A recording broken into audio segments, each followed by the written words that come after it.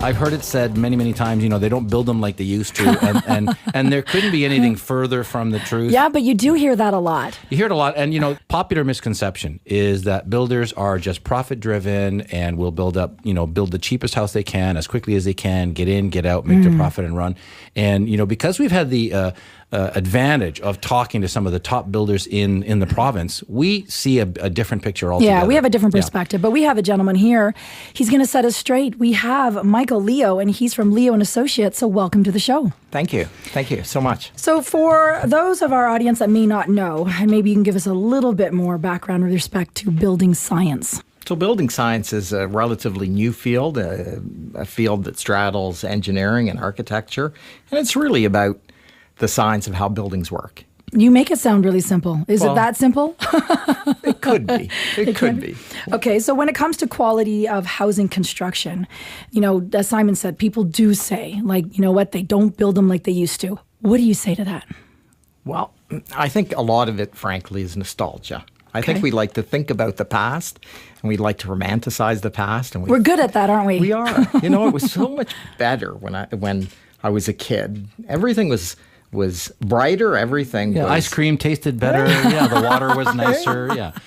I don't think it was true. No, it's not true. I don't think it's true. So, I work a lot with homeowners, and I ask homeowners, so what do you think was better? And, they talk about things, but it's like an old antique. When you actually look at some of those older houses, and there are a lot of them in the city, you walk through some of those older houses, and they kind of don't look the same as a new house. Insulation issues. The insulation, they're cold, they're drafty, they're uncomfortable, they're smelly. Different temperatures everywhere. Even a 40, 50-year-old home, it's a huge difference. Have you gone into an old Toronto house and gone into the basement? Yes, every day. Right? And the smell, the mold, those are real building performance issues. And I think that a new buyer simply wouldn't stand for a basement that smelled the way some of those basements in those old houses smell. Well, they quoted you in a recent Toronto Star article, and you actually said that Ontario builders are making the best homes in the world. So let's talk, real specifics. What's happening in Ontario? What are the builders here doing better, and how does that impact me as a homeowner? What we're doing here in Canada, what we're doing in Ontario that's different. We've got consumer protection standards that are, I think, far and away the best standards in the entire world. We've got a warranty program that stands behind the product when the builder can't.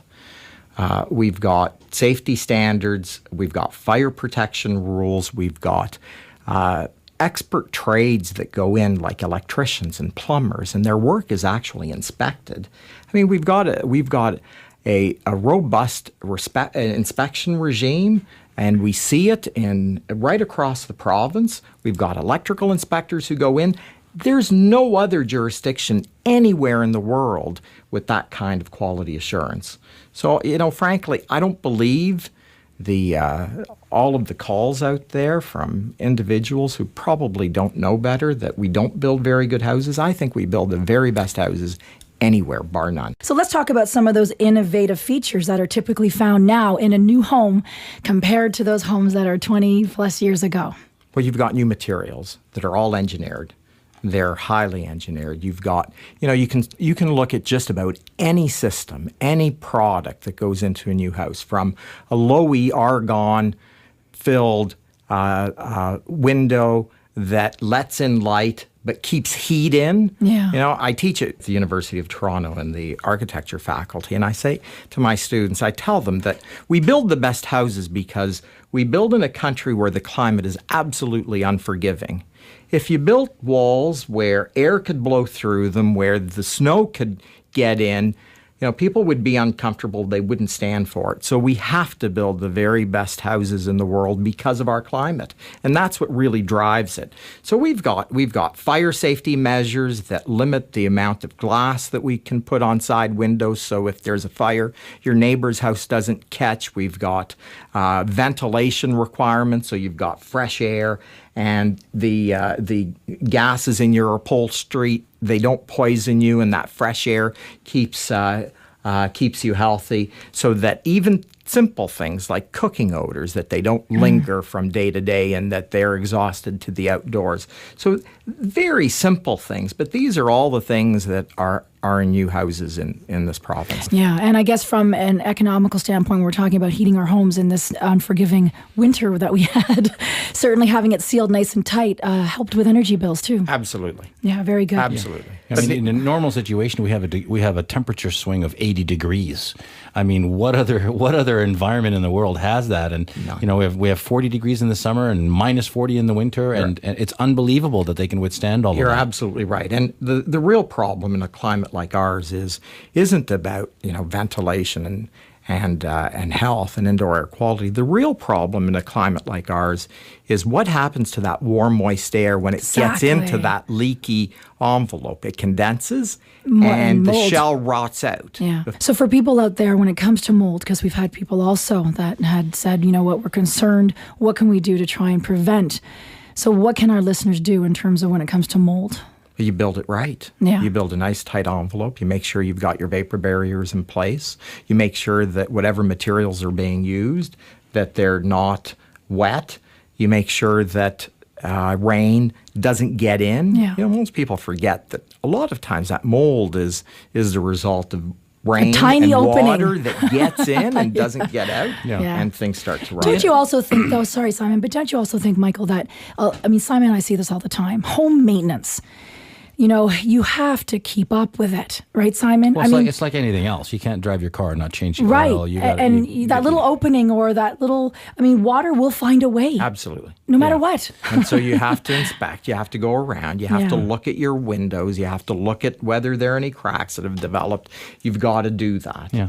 What's interesting, too, though, now is we have access to technology that can help us find problems where we couldn't before. I mean, thermal imaging can help you find the root of the problem. Absolutely. You can do an air quality test where, you know, we've seen situations where homeowner had no idea they had mold in their house, and buyer comes in, home inspection is done, air quality is done, wow, you got mold, and then thermal imaging comes in, wow, look at this problem, open the drywall, and it's a disaster. Yeah. Absolutely. But it wasn't visible, so there are all kinds of hidden defects. In terms of maintenance, you know, I've got a car that's a couple of years old. When it needs service, a little light comes on, it tells me I need service. That's what you get in a new house. In a lot of cases, you get those same types of warning systems that tell you that you need to maintain. You don't get that in a 30-year-old house. No. There's no little light. No. And so this is Or a 30-year-old car. Or a 30-year-old car. That's right. So, Michael, let's talk about the Ontario Building Code. There's been some changes, of course, but we know that they're very important in terms of how we now build a new home. So maybe you can touch upon that. There are certainly lots of changes that have occurred over the years. You know, energy efficiency in particular has been a huge change. And we've done lots of work with the Ministry of Housing.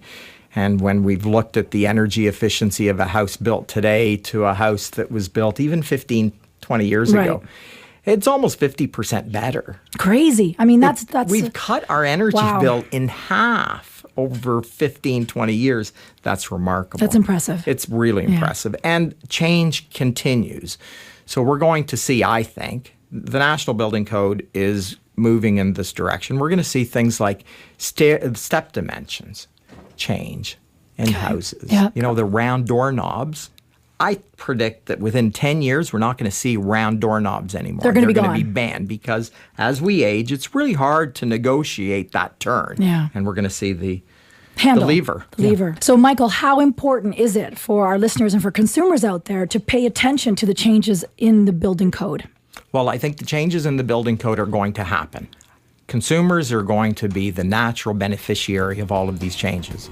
If you want to capitalize, you buy yourself a new house. Yeah. Because all of those changes are going to be embodied in these new houses. Fantastic. Well, I think that is a segment unto itself, but certainly you're a wealth of knowledge and love what you do. That's very obvious. So we'll have to get you back into studio. My pleasure. Thank you. Yeah, great having you, Michael.